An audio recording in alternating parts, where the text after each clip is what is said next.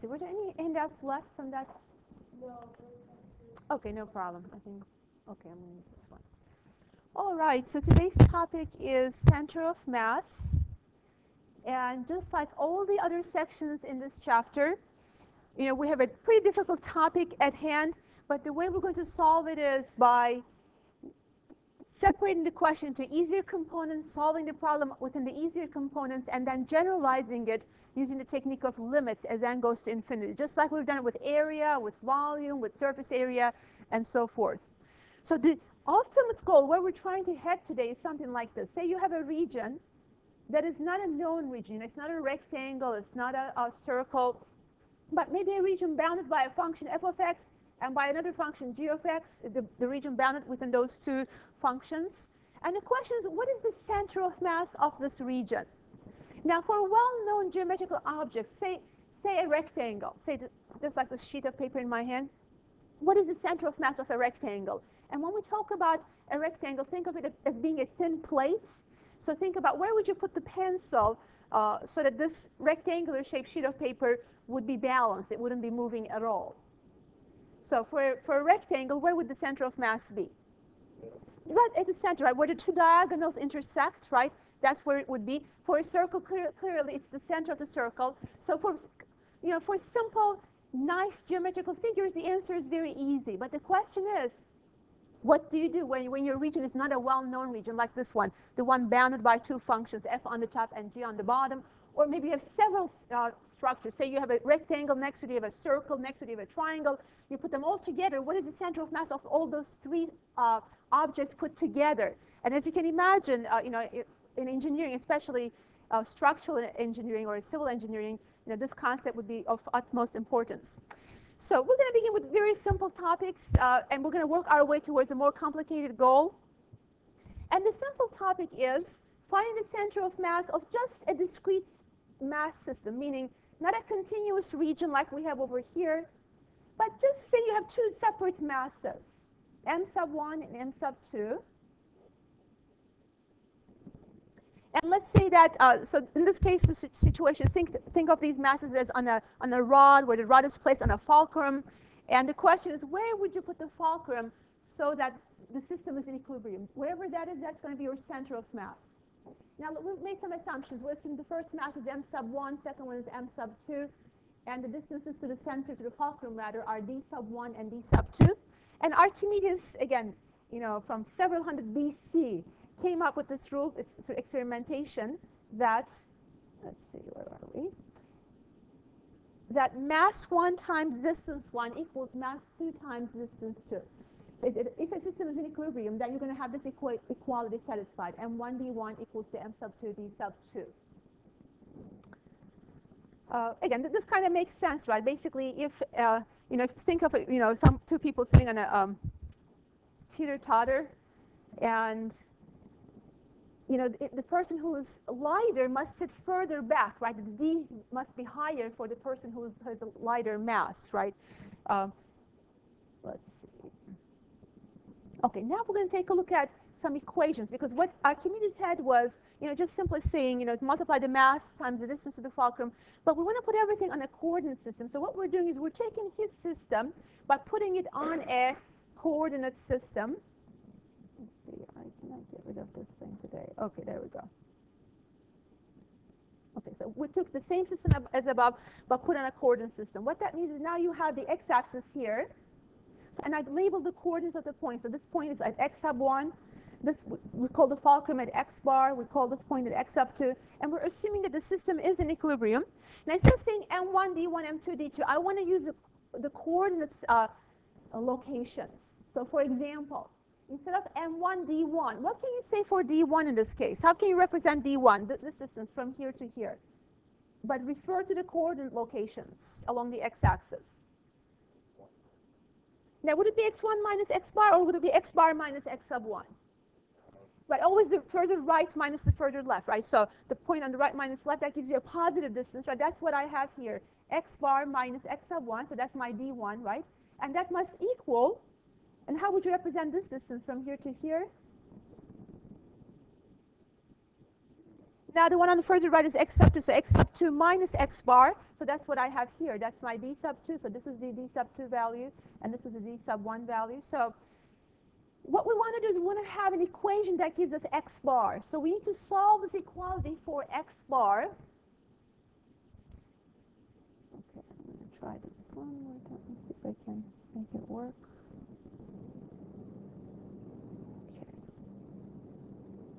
Okay. I want to be able to go with you one step at a time, so I'd like to cover it up if I can. Okay.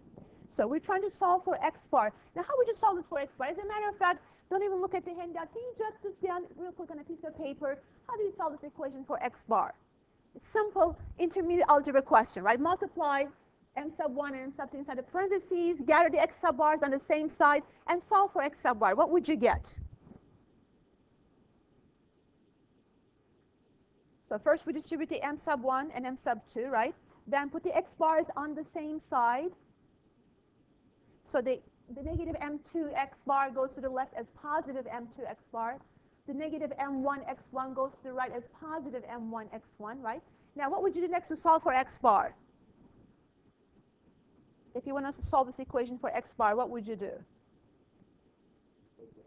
Take the x bar out, factor it out. There we go again. Come on. Okay, take the x bar out. Here we have x bar times m1 plus m2. Right-hand side is the same. And final step, what would you do to solve for x bar here? Divide both sides by its coefficient, right? Exactly, which is m1 plus m2. Okay, looks like I had to give up on that idea today. Okay, so here we have the formula for a system of 2 masses. Now I'm going to ask you to do something similar for a system of 5 masses. And from there, we're going to generalize it for a system of n masses. And again, the masses are scattered around the fulcrum. You have 2 on the left, 3 on the right for this particular example. And once again, we're assuming the system is in equilibrium. And we're assuming that the fulcrum is located at x bar. So the question is, how do you find the coordinate of x bar? So how would you set up the first equation?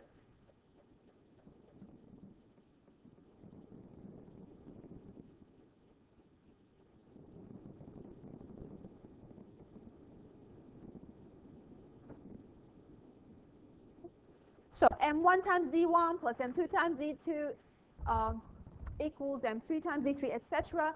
Now, what is d1 in this case? So let's go through this solution together. And I have a lot of blank spaces in your handout because I want you to fill those in with me. So distance 1, would you agree it's going to be x bar minus x sub 1? Because, again, it's right minus left, right, for the positive distance. Okay, how about d sub 2? What is this distance? X bar minus x sub 2, right? So, and all of that is equal to, on the right-hand side, okay, how should I fill in that first blank on the right-hand side? I want d sub 3, which is this distance. How would you represent that? Distance of mass 3 to the fulcrum. Exactly, x sub 3 minus x bar.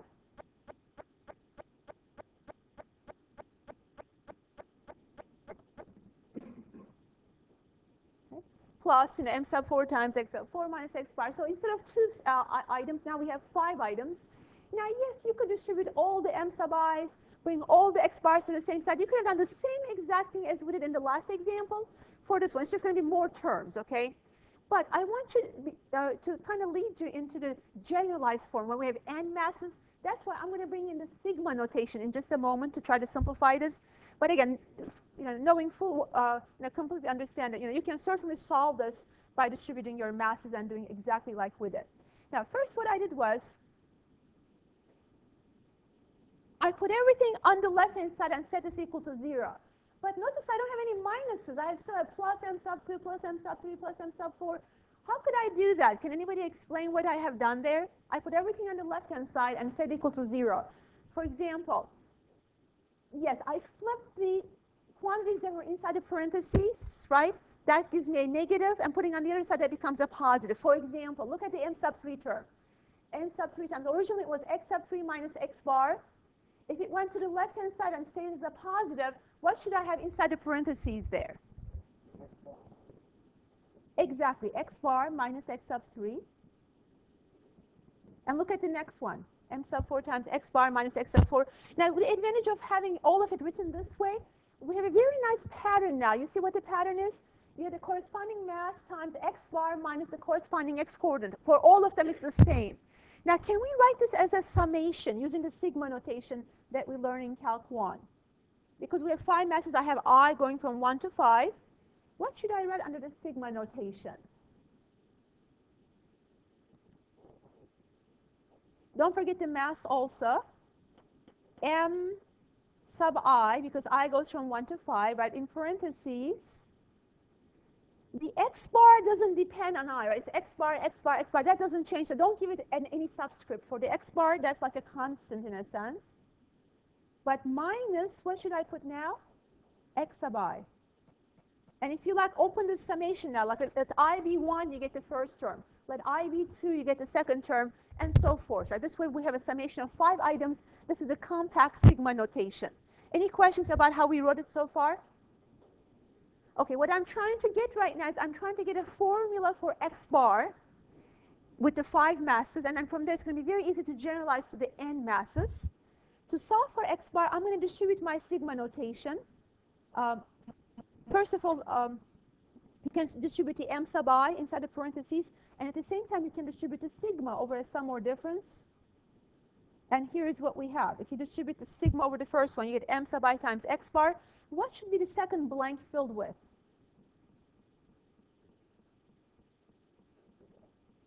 Times, I'm also distributing my m sub I.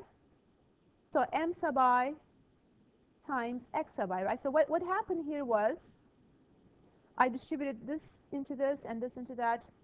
So what you see is the first terms being summed up and the second one. Also, I'm using this property here. If you have summation of, let's say, a minus b, you can distribute the sum. This is summation of a minus summation of b. Same thing goes with summation a plus b, but the rule doesn't apply if you have a product of a times b, okay, assuming that they both have the subscript of I. Okay, I'm trying to solve for x bar, so I'm going to leave the x bar term on the left, put the other one on the right-hand side. So what should I have on the right-hand side here? Summation of, basically this term is going to the right side, right? So how will it appear? On the right-hand side? Summation of m sub I, x sub I, correct? But it was negative before it went to the right-hand side, now it's positive. Any questions about that? So we're trying to solve for x bar. That's our goal because we want a formula for x bar. Okay, now, does x bar depend on I on the left-hand side? X bar doesn't have a subscript of 5, right? So it's a constant in comparison to I. Can I factor it outside? Yeah, so go ahead and factor the x bar outside of the first summation. And what would be left inside? If I factor this x bar outside, in the next step is here, what is left inside? M sub I. The right-hand side is the same, right? Summation of m sub I, x sub I. And finally, if I want to find x bar from this equation, what should I divide both sides by? Divide both sides by the coefficient of x bar, which is the sum. So summation of m sub I will be on the bottom. So we're going to divide both sides with the summation of m sub I. And I have a shortcut notation. For summation of m sub I, I call it capital M, total mass of the system. I call that capital M in the next step. So on the top, what should you have? The same thing from the previous step, right? Which is summation of m sub I, x sub I. Okay. So we're saying that this is the formula. This is the formula for 5 masses. Look at the formula we had a moment ago for 2 masses. What was the formula for 2 masses? Let's go back, find that formula. It was m1x1 plus m2x2 over total mass, right? Now we're saying the answer is for 5 masses it is if you like, write this in opening in some form, like m1x1 plus m2x2 plus all the way to the 5th one, right? Over the total mass, which is m sub 1, m sub 2, all the way to the m sub 5. So see how similar this is to where you had just 2 masses? Do you already have a guess what will happen when you have n masses? represents the summation of the little m sub i's. Capital M represents the total mass of the system. Okay, so I want you to write something down. When you have n masses in your system, what will be the formula?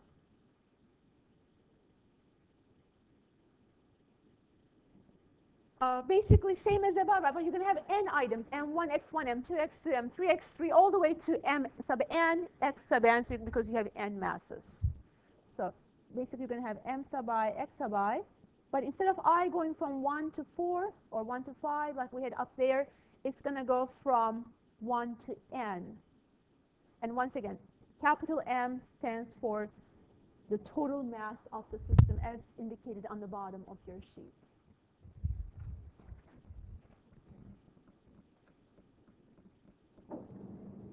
Okay, before we move on with your handout, let's go and do an example. Okay, here's an example that we're going to be doing. Find the center of mass for this system, a very simple example. So on one end you have a 5 kilogram object, on the other end you have a 20 kilogram object,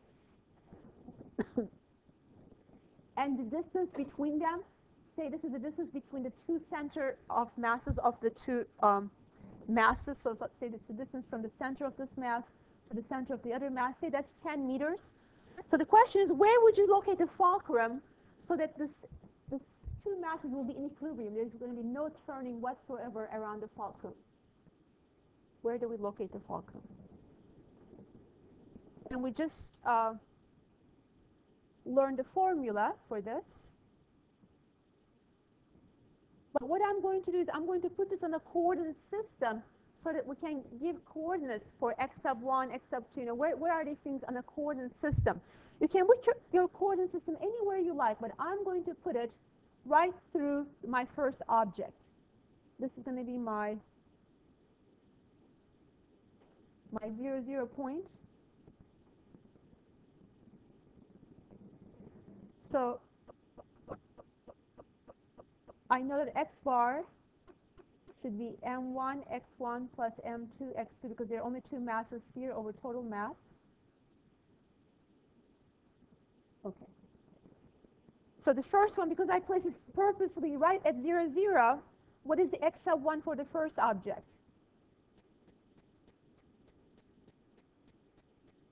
What is the x coordinate of the first object? 0, right? What is the x coordinate of the second object?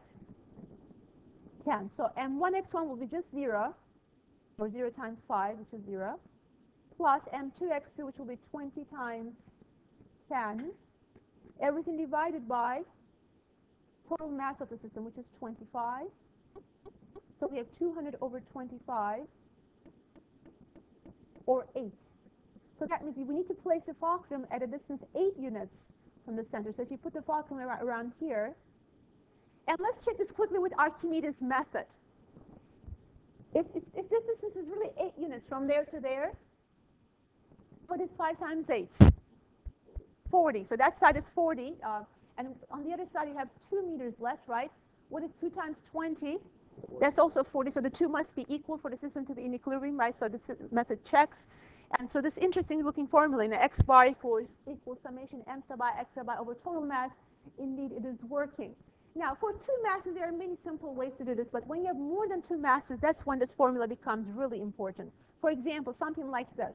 You have 3 masses scattered along the x-axis. You have a mass of 4 kilograms at the point x equals -3. Then you have a mass of 5 kilograms at the point x equals to 1.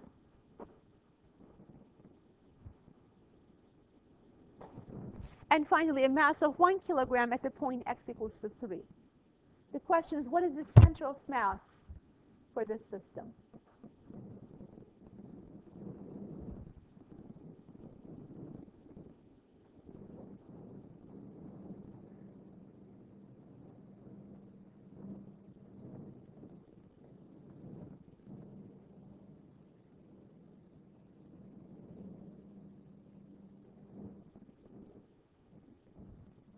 So we have 3 masses. So we're going to use the same formula, but this time you'll have, a subscript of I from 1 to 3, basically, right?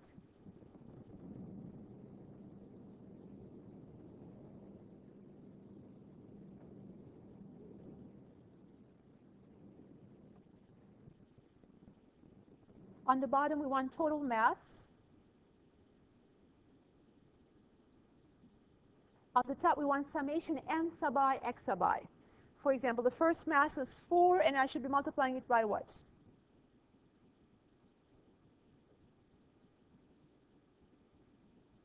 X sub I is the actual coordinate along the x-axis for that mass. So -3, that's my first. So this is my m sub 1, x sub 1, let's say, okay?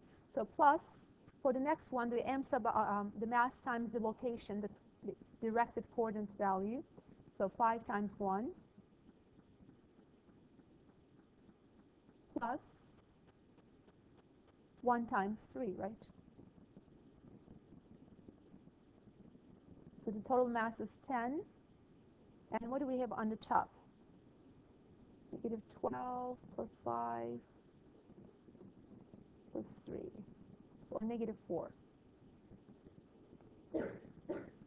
So this is telling me that the system would be in equilibrium if I put the fulcrum slightly to the left of the 0 point, like at the point -0.4. If I put it right here, it's telling me that the system will be in equilibrium.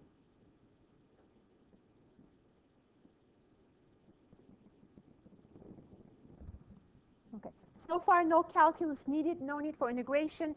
You have discrete masses, but we're getting there. We're going to go from discrete systems to continuous systems, and that's where we're going to need to know about integration. So let's go back to our handout.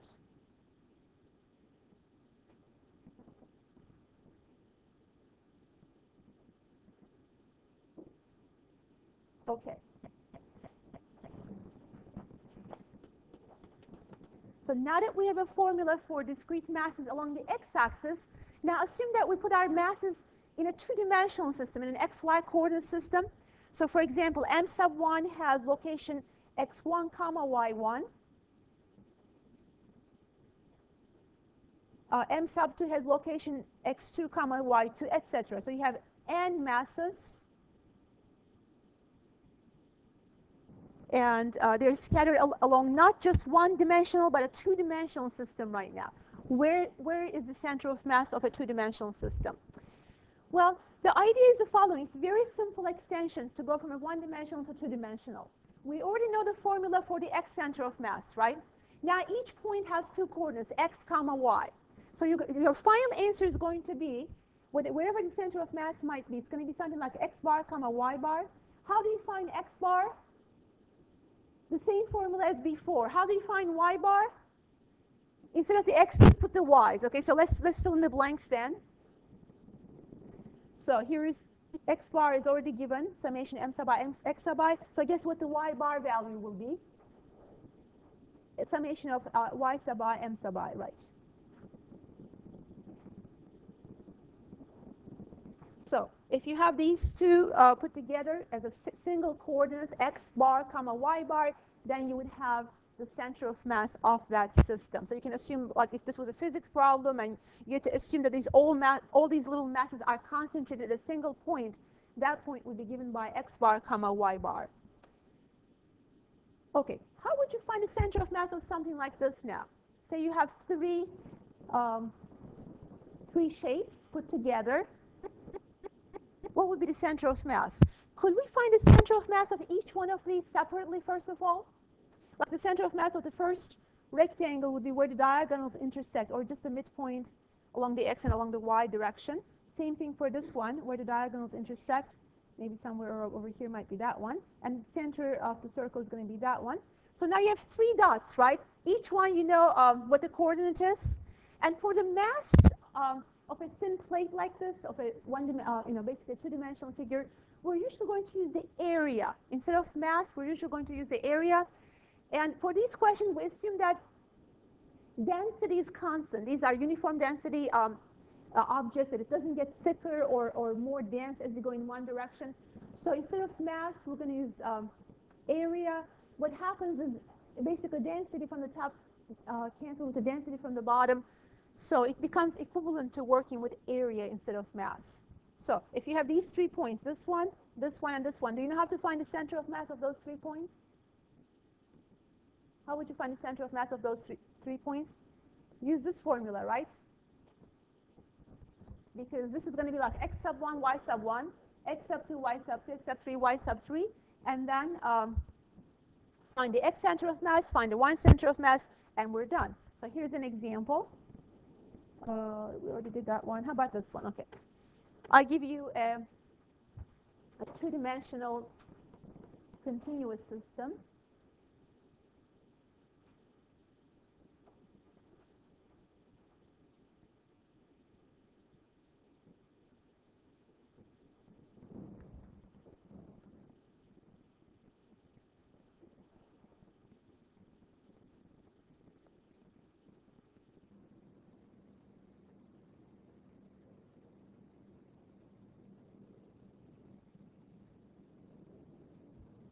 And we're supposed to find the center of mass of the entire structure.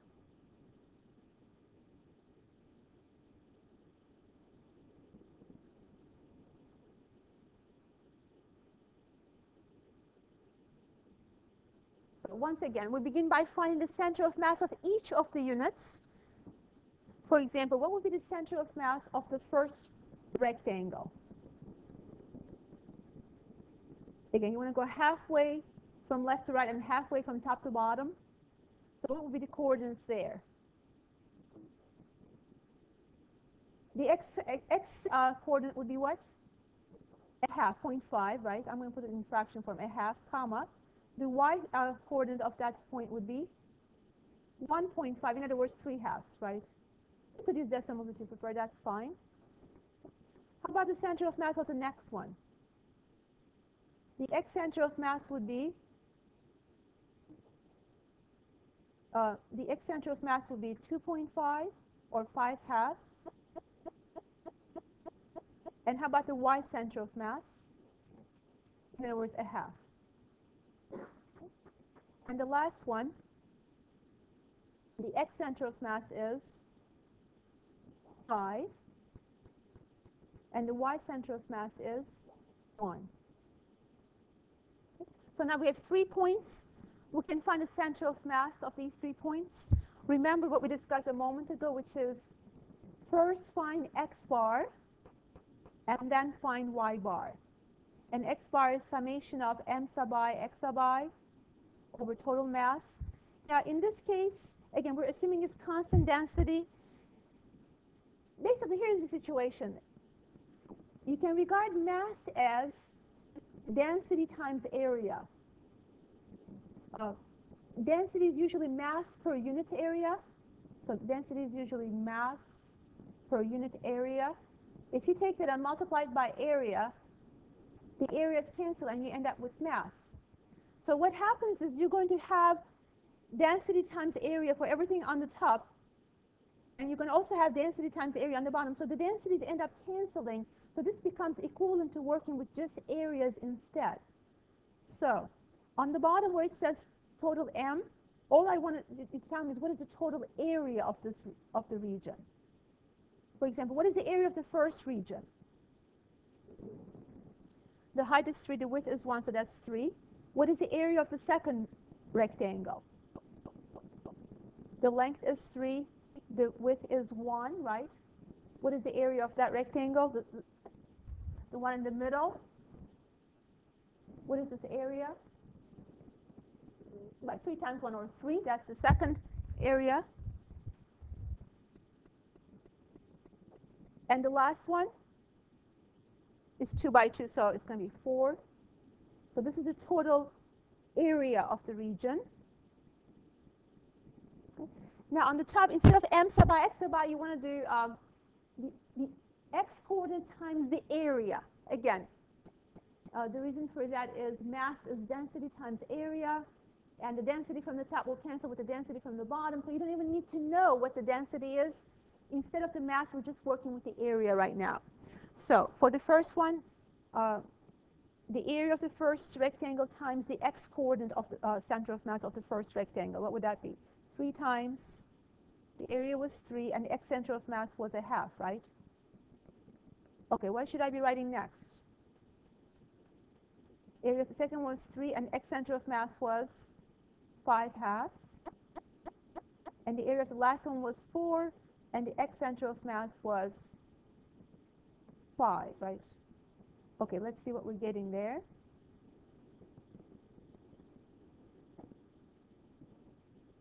I have 3 halves plus 15 halves. That's 18 halves, or 9, plus 20. So that's 29 over 10, or 2.9, correct? Okay. Go ahead and find y bar as well. Again, because this is a two-dimensional system, we need both x bar and y bar.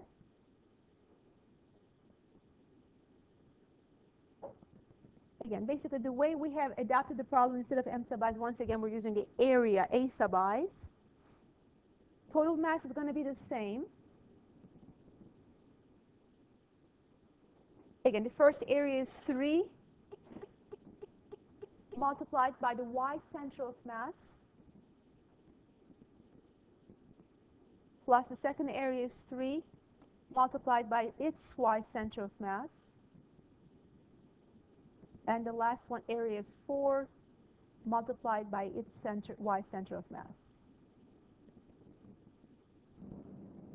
So I have 9 halves plus 3 halves is 12 halves, or 6 plus 4 over 10, 10 over 10, or 1. So let's locate the center of mass, because even though it looks like there are 2 center of masses, remember, one is x bar, one is y bar. Together, it just represents a single point on the coordinate system. That single point is given by 2.9, comma 1. So 2.9, comma 1, somewhere right here is our x bar, y bar, the center of mass of that given system. Still, we did not need integration, right? As long as you have discrete objects, or objects that can be represented by discrete points, again, you just find them as 2 separate processes, one for x bar, one for y bar. You still don't need integration there. Okay, so here's the most interesting situation. Let's go back to the theory notes. Okay. Finding the center of mass of a two-dimensional continuous system. And by the way, when you are finding the center of mass of a continuous system, sometimes it's referred to as the centroid of the region. And the story is the same story I've been telling you all along the whole chapter. And that is, if you're trying to find the center of mass of the region that is trapped between f of x and g of x, an unknown geometrical region where we don't easily know where the center of mass is, first separate into n rectangles. Do we know how to find the center of mass of a rectangle? Sure we do, right? Where the 2 diagonals cross, the center along the x and the y dimensions. So if you can find the center of mass of each of the rectangles, now you have n dots, n points. Do we know how to find the center of mass of n points in a two-dimensional system? Of course we do, right? We just looked at that, right? But what you have to do is ultimately, n rectangles is not enough to cover this region, right? Ultimately, you would want to have infinitely many rectangles, taking a limit as n goes to infinity, and that will bring in the integration, and that will give us the exact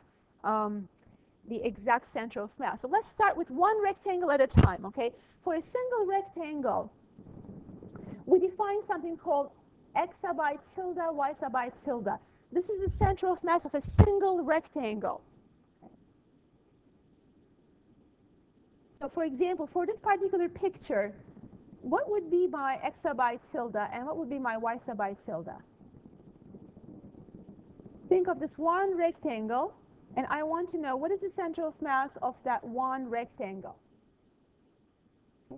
Now, in the limiting case, this rectangle is going to be so thin that it's perhaps as thin as the thickness of this marker. Okay, think of this rectangle as very, very thin. So it depends on where you are, right, as to what the x center of mass is going to be. But it's so thin that it almost has no thickness to it. Normally, when you find the average of 2 x values, you add the right plus left over 2. But this one is so thin that any suggestions what I can use to represent the x center of mass? It depends on where you are, right? If you're here, it's one thing. If you're here, it's another thing. But what variable name can I call that?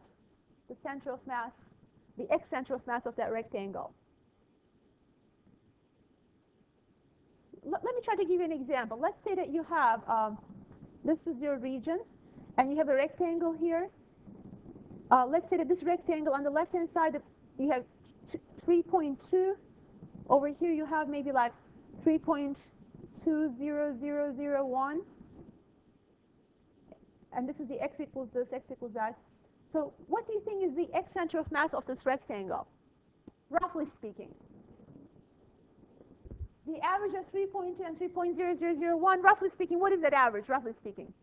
3.2, right? So whatever the x coordinate right there is going to end up being the x center of mass. So x sub tilde will be x for these problems. The x center of mass of your very thin rectangle. Now how about the y center of mass?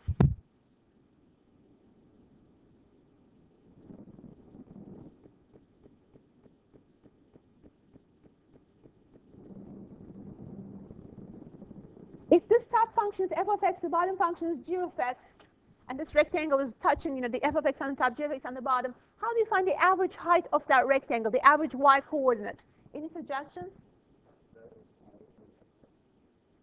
Now, f of x minus g of x gives you the length of that rectangle. But what I really want is I want an average height in a sense. So let me give you an example of that. For example, say that this point right here is along the xy coordinate system. Let's say this point is 10, and this point here is 2. What would be the average point right there, and how do you find it? If the top is 10 and the bottom is 2, what would be the average height along there?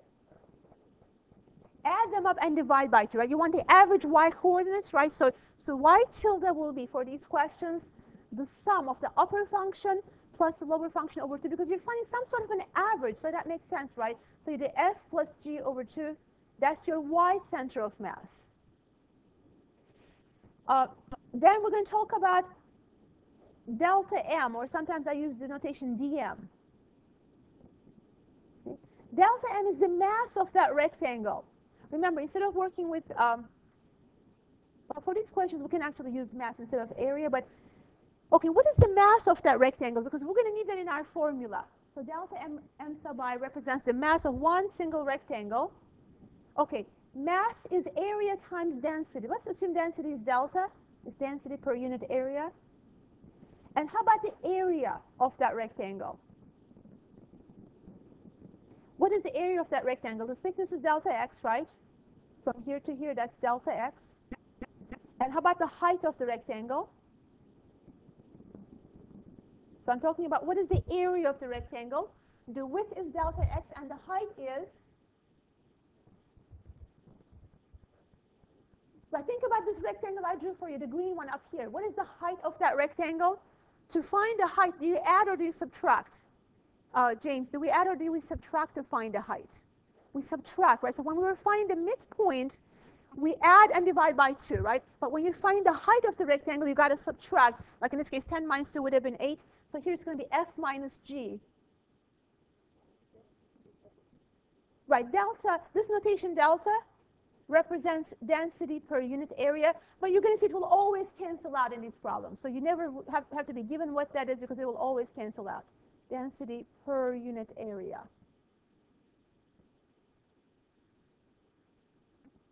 And finally, when we find total mass, you know what we're going to do?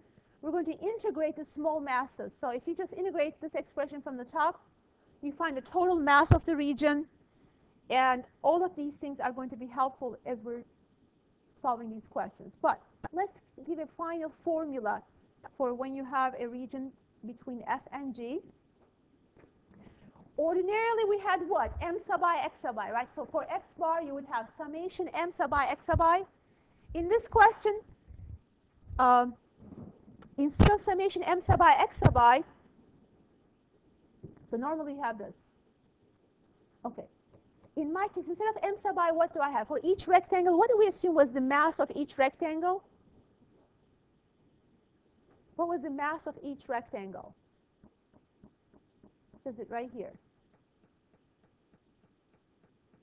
Right, delta m we're assuming is the mass of each one. So instead of having m sub I as we had in the past, we're going to have delta m sub I.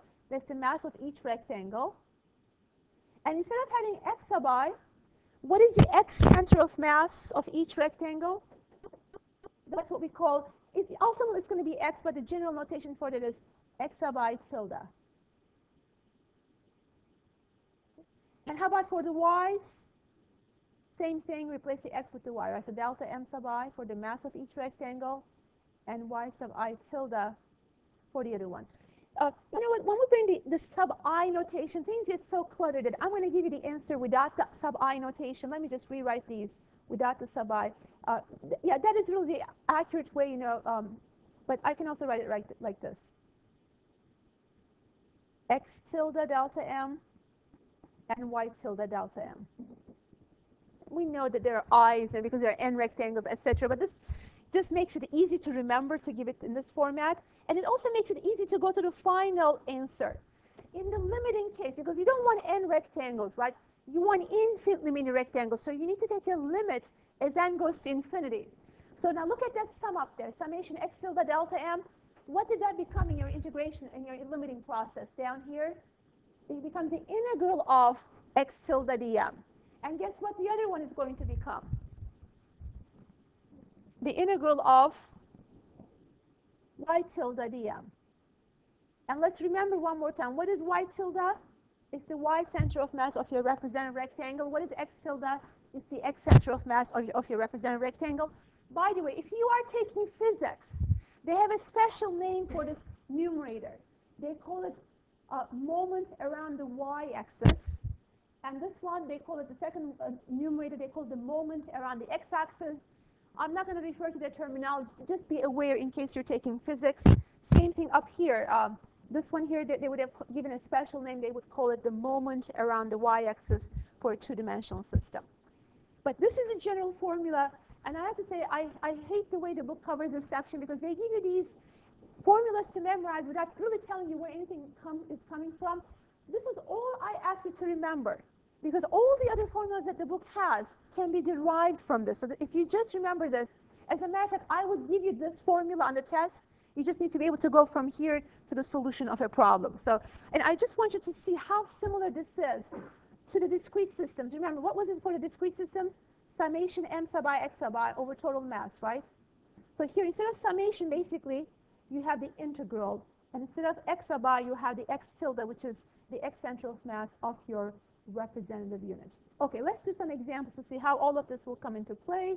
Let's take a look at this example right here.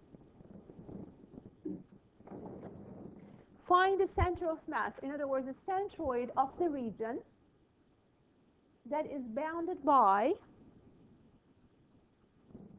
y equals x squared, x equals 4, and the x-axis.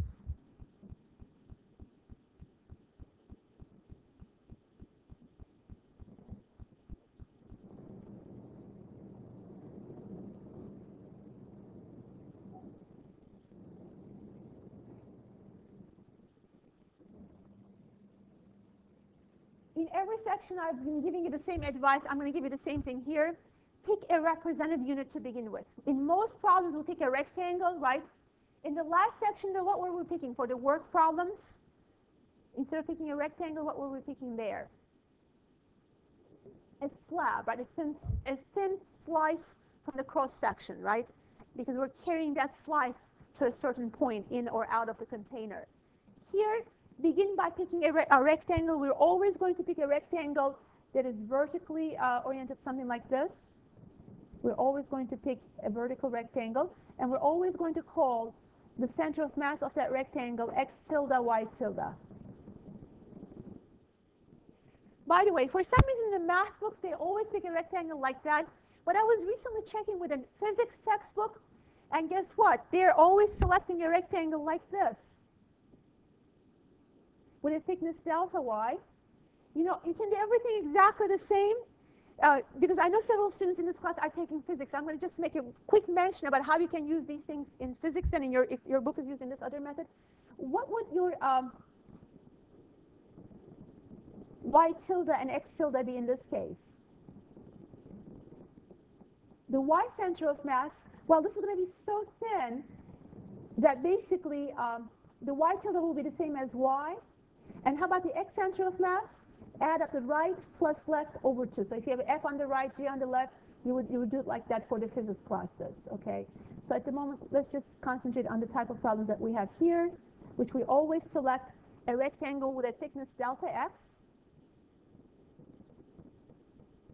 Okay.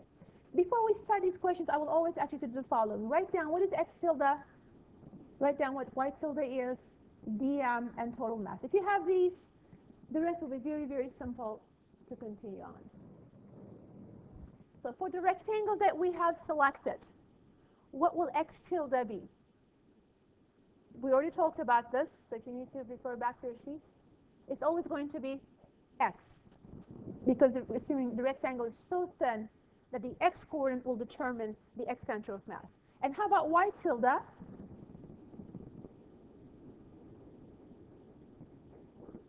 You have to average, basically y tilde is the average y. How do you average two test scores? You add the two test scores and divide by 2, right? Now you're going to average the top and the bottom height. So in this case, x squared plus 0, the bottom is 0 basically, over 2. In other words, x squared over 2. Okay, how about the mass of this thin rectangle? Mass is density times area. Let's assume density is 6 delta. What is the area of this thin rectangle? Area, you want length times width. The width is delta x, and how about the length?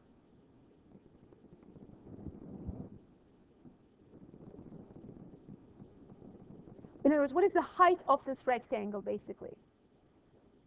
Given by the function, right? Whatever the function is, because depending on where you are, the height of that rectangle is determined by the function x squared. And how about total mass? Total mass is the integral of the small masses. So just integrate the answer from above. By the way, since I put a dm there, I should put a dx here to be consistent. If I put a delta m, then I will put a delta x on the other side. Okay, so to find total mass, just integrate the right-hand side from the above step. Density is constant, I factored outside. And what are the limits of integration? Since we have a delta x, guess where the limits come from? Right, the limits come from the x-axis within your region. So it's going to be from 0 to 2 for the limits of integration. 0 to 4. Right, the limits, because the line was at x equals to 4, so we're going to go from 0 to 4. So let's go ahead and determine the total mass of the region before we go forward with the problem. That's going to be density times x cubed over 3.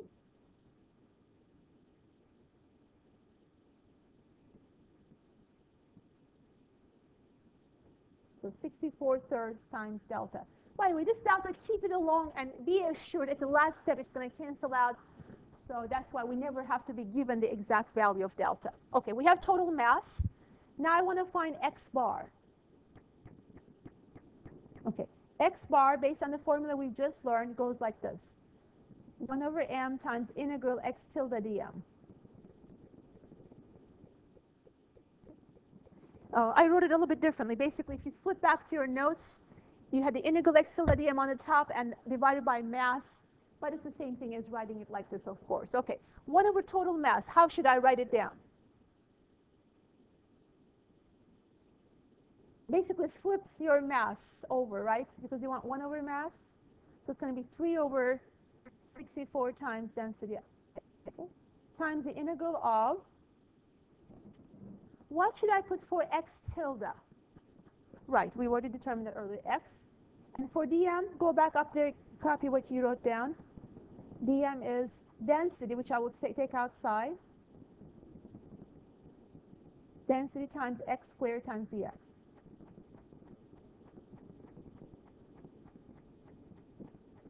So as always, densities disappear. So here we have the integral of x cubed dx.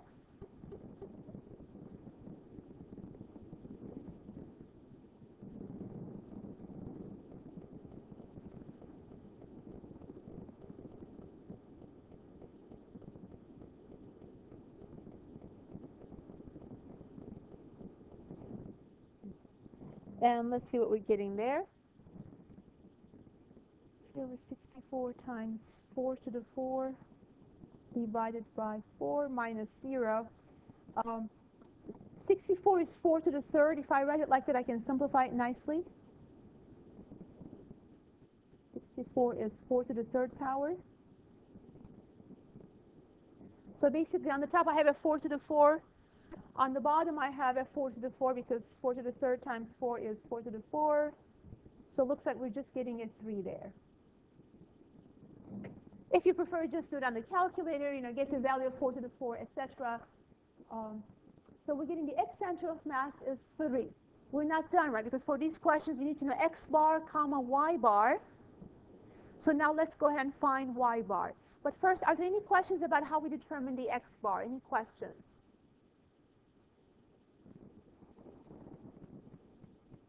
Yes, Courtney? Yes, the m is the mass of the thin rectangle. And mass is area times density, because density is mass per unit area. So what is the area of the thin rectangle that we've selected if we go back? The area is the height of the rectangle times the width of the rectangle, right? So the height was x squared, the width was delta x, and density was delta. So that was the mass of one rectangle. Because instead of having these separate little masses, what we have is separate rectangles, and each with a mass m sub I, basically, or dm. Okay. All right, now let's get the y bar. One thing I want you to remember is this. What y tilde is, because we're going to need this in our y bar calculation. Okay, let's go ahead and find y bar.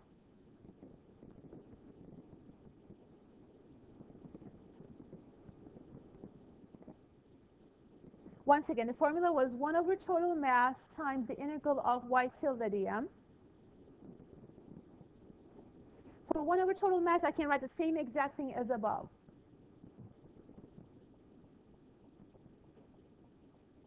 Okay, what should I be writing for y tilde? Go back to what we had at the top of the problem. What was y tilde? X squared over 2, right? The average height. And dm, what was dm?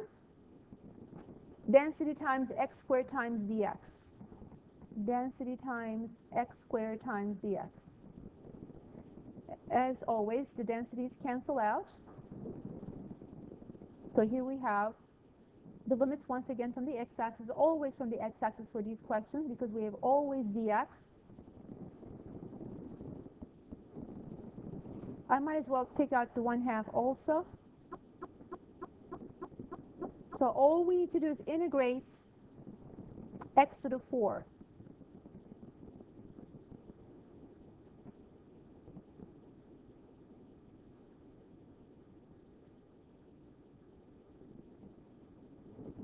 And I'll give you a moment to calculate this, please. You can do the same trick I did earlier, like 64 was 4 to the third. With the 4 to the fifth, you can do a quick simplification that way. And let me see what you're getting there.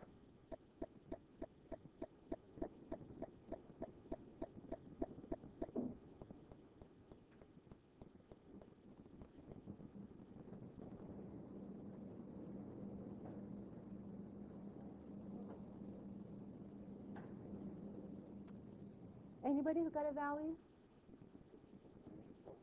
4.8 or 24/5, either one was fine.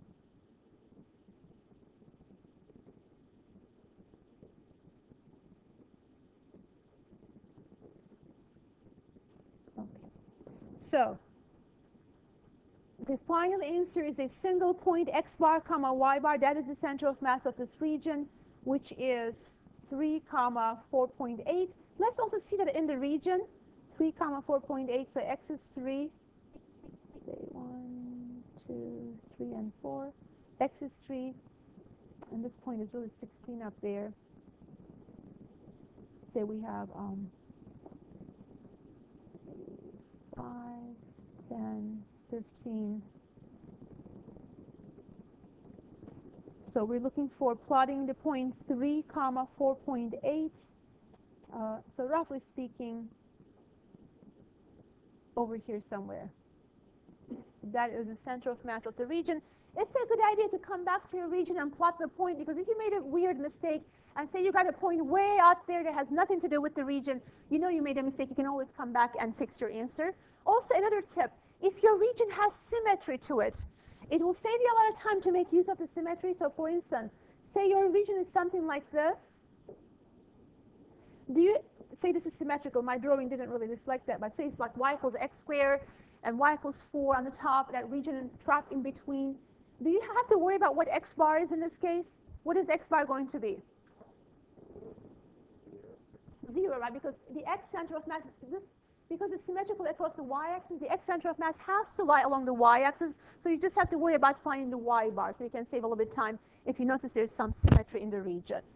Okay, another example, this time I'd like to give you some time to work on it, is this one. The region bounded by x cubed, y equals x in the first quadrant, and always please begin by selecting a representative rectangle and clearly determining these variables, x tilde, y tilde, dm, and total mass.